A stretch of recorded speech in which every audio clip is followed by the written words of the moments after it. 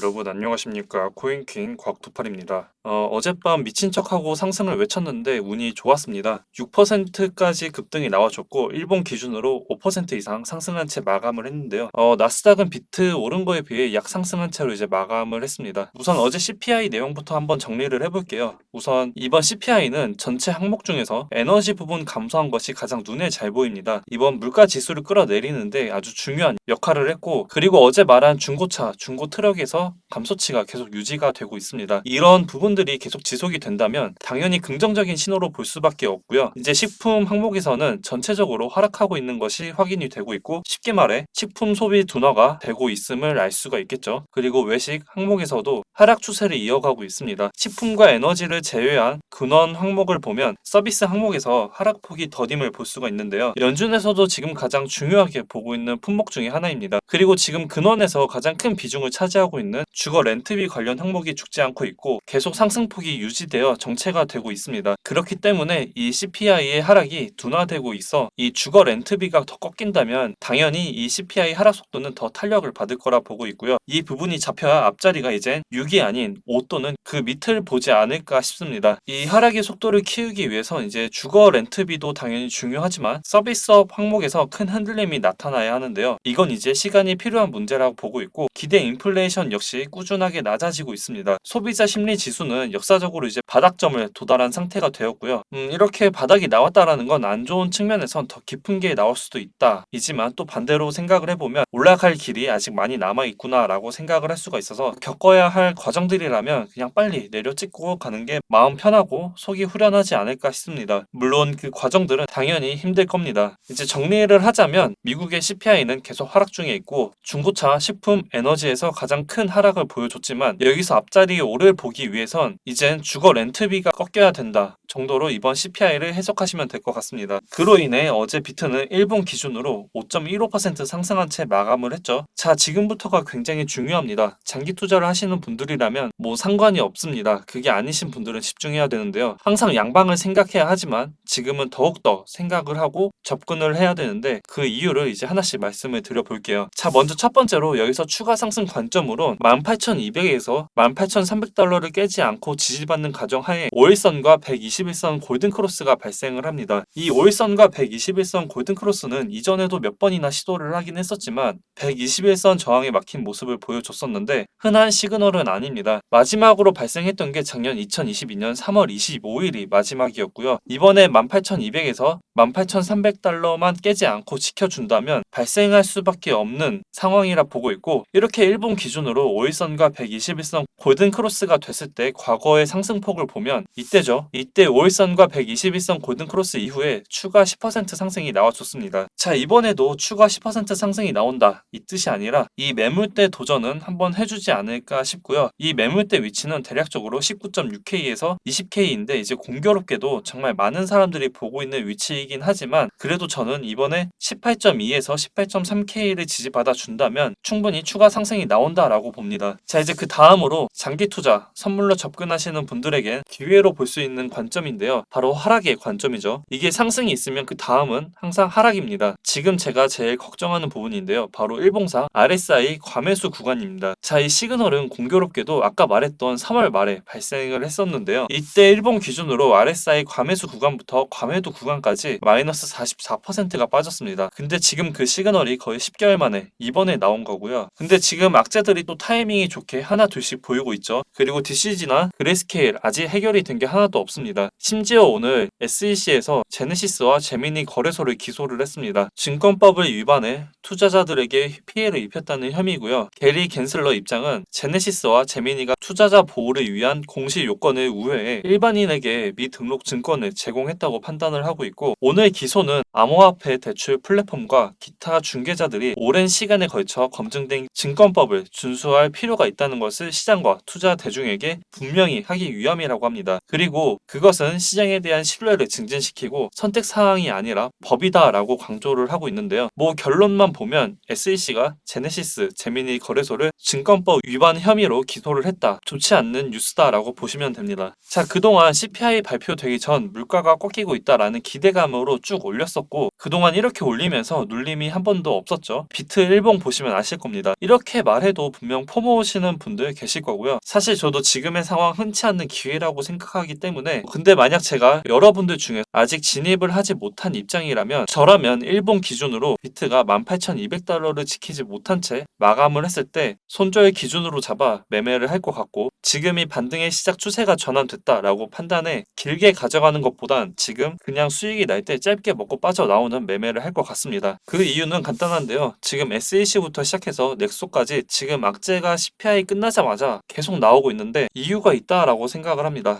이런 판단은 이제 여러분들의 몫이고요. 하락은 세력들의 마음이라고는 하는데 그 하락은 항상 명분을 가지고 시킵니다. 지금 이 시장에 하락을 시킬 만한 재료, 반찬, 명분은 다 차려졌습니다. 어떤 걸 선택해서 하락을 시킬진 뭐 아무도 모르겠지만 최소한 어떤 위험 요소가 있는지는 알고 있어야죠. 정말 진심으로 여러분들에게 한 가지 말씀을 드리고 싶은 건 혹시나 하락을 하더라도 이제 포기는 하지 않으셨으면 좋겠습니다. 계속 관심을 가져야 되고요. 이런 악재로 인한 하락은 반대로 생각을 해보면 또 하나의 기회입니다. 트레이딩 매매를 하시는 분들에게 숏 포지션이나 기술적 반등을 노릴 수 있는 하나의 기회이고요. 장기 투자로 가격 상관없이 모아가시는 분들은 오히려 이런 하락이 더 반가울 수밖에 없어요. 왜냐하면 더 싸게 살 수 있는 것이니까요. 코로나 빔이 터지고 이 위기에 진입한 사람이 수익률이 좋을까요? 아니면 이때 부장이 진행이 되고 있을 때 그때서야 진입을 하고 있는 사람이 수익률이 좋을까요? 어떤 매매를 하냐에 따라 다르겠지만 굉장히 높은 확률로 당연히 전자겠죠. 근데 저렇게 하는 건 관심이 있으니까 저 코로나 시기에 진입을 하는 겁니다. 관심이 없는 순간 그냥 끝이라 생각을 하고요. 관심이 없는데 기회가 따라올까요? 관심이 없다면 기회도 없습니다. 그러니까 매매를 하지 않더라도 또는 너무 크게 현물에 물려있다 하더라도 아무것도 못하는 상황에서 관심은 계속 가지셨으면 좋겠습니다. 그럼 기회는 분명 찾아올 거라고 생각을 합니다.